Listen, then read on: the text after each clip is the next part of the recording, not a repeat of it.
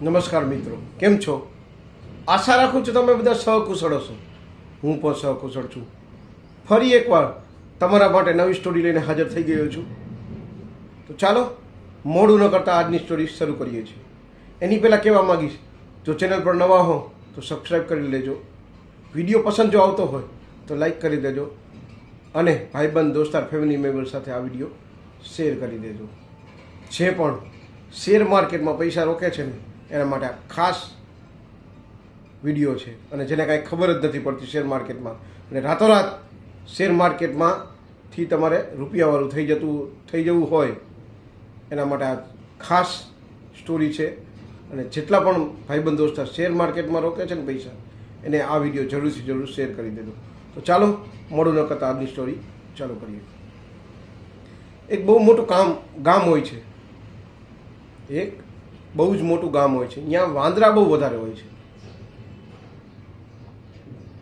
બહારથી એક વેપારી આવે છે અને ગામ લોકોને કહે છે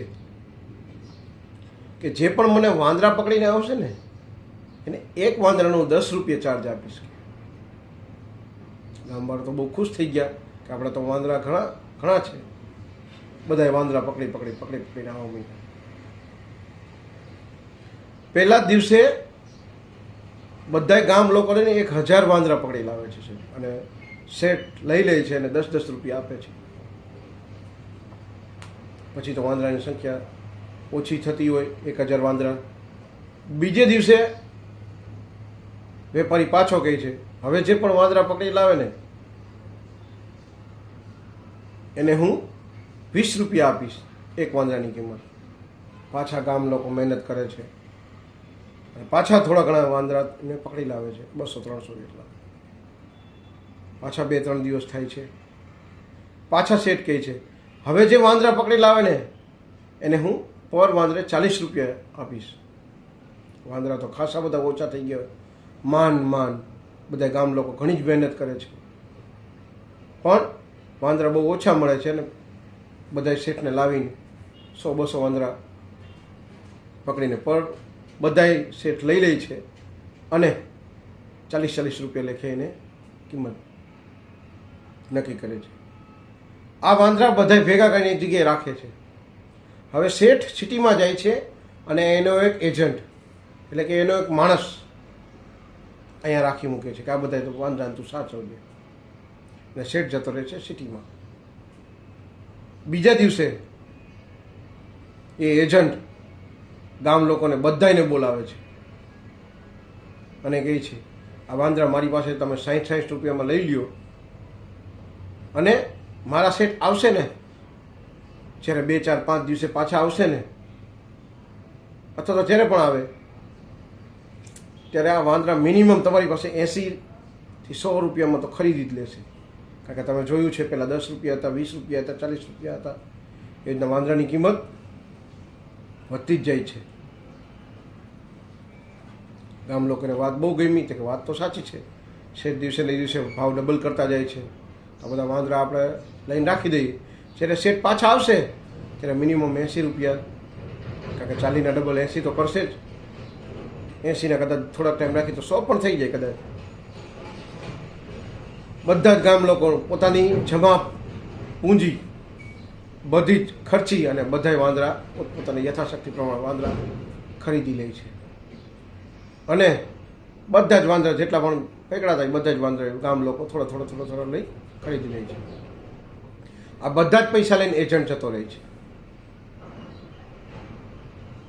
ગામ લોકો શેઠની રાહ જોવે છે 2 દિવસ, 5 દિવસ, 10 દિવસ. શેઠ ક્યારે પણ પાછો આવતો જ નથી.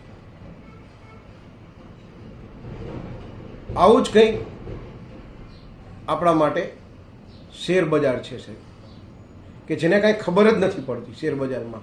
એ પણ અત્યારે શેર બજારમાં રાતોરાત રૂપિયાવાળા થઈ જવું છે. અને આવી રીતના આપણને શેર બજારવાળા લૂંટે છે. જાતના બીટકોઈન કાઢે છે કે કાલ અત્યારે ભલે એની વેલ્યુ 2-5 રૂપિયા હોય પણ કાકે ડોલરમાં, લાખો ડોલરમાં થઈ જશે. એવી આશા રાખીને આજના લોકો જે મહેનત વગર રૂપિયાવાળા થઈ જવું છે એ એના મહેનતની જમા પૂંજી શેર બજારમાં નાખે છે અને અંતે કંટાળીને એ પૈસા ડૂબી જાય છે સાહેબ. તો આ વિડીયો ખાસ કરીને એવા લોકો માટે છે જેને મહેનત વગર રાતોરાત અમીર બની જવું છે. સાહેબ એવું કાંઈ પણ થતું નથી અને તમે તમારી મહેનતની જમા પૂંજી સાચવીને રાખો અને કોઈના કયા પ્રમાણે શેર બજારમાં નાખો નહીં. ના તમને ખબર પડતી હોય તો નાખો એવું નથી, પણ શેર બજારમાં નાખી અને ગામ લોકોને ધરાવવાનું કામ ન કરો. જે પણ છે તમારી જમા પૂંજી એને સાચવીને રાખો. એવું હોય તો ફિક્સ ડિપોઝિટ, LIC એવામાં નાખો. તમને કાંઈ ખબર ન પડતો તો SIP કરી લ્યો છે, કારણ કે મિનિમમ 10-12% તો આપશે જ. હવે ઘણા લોકો કોમેન્ટ પણ કરશે કે SIP પણ શેર બજાર છે ને. સાચી વસ્તુ, શેર બજાર પણ ઘણી સારી પણ છે કે તમને સાવ ખોટ નથી જતી. જેમ આવી રીતના કીધું છે કે તમારા રૂપિયા સાવ ડૂબી જાય, એમ ડૂબતા તો નથી જ. તો જે પણ લોકો શેર બજારમાં કામ કરે છે એને આ વિડીયો જરૂરથી શેર કરી દેજો કે સાહેબ તમારી મહેનતની મૂડી છે, સાચવીને રાખો અને સારો એવો કોઈ નાનો એવો ધંધો કરી તમારી ગુજરાન ચલાવો. નહીંતર એક દિવસ એવો આવે છે માથું પકડીને રોવાનો વારો આવશે. તો જરૂરથી ફેમિલી મેમ્બર, ભાઈબંધ, દોસ્તાર જે પણ શેર બજારમાં રોકાણ કરે છે અને ડૂબી ગયા છે એને આ વિડીયો જરૂરથી જરૂર શેર કરી દઈએ. તો વિડીયો ગમ્યો હોય તો વિડીયોને એક લાઇક કરી દેજો. ચેનલ પર નવા હો તો સબસ્ક્રાઈબ કરી લેજો. આ વિડીયો ભાઈબંધ, દોસ્તાર, ફેમિલી મેમ્બર સાથે શેર કરવું અચૂક ભૂલજો. અને જો તમારે કંઈ પણ કહેવું હોય તો કોમેન્ટ સેક્શનમાં કોમેન્ટ જરૂર કરજો. તો આજ માટે આટલું જ. જય હિન્દ, વંદે માતરમ દોસ્તો.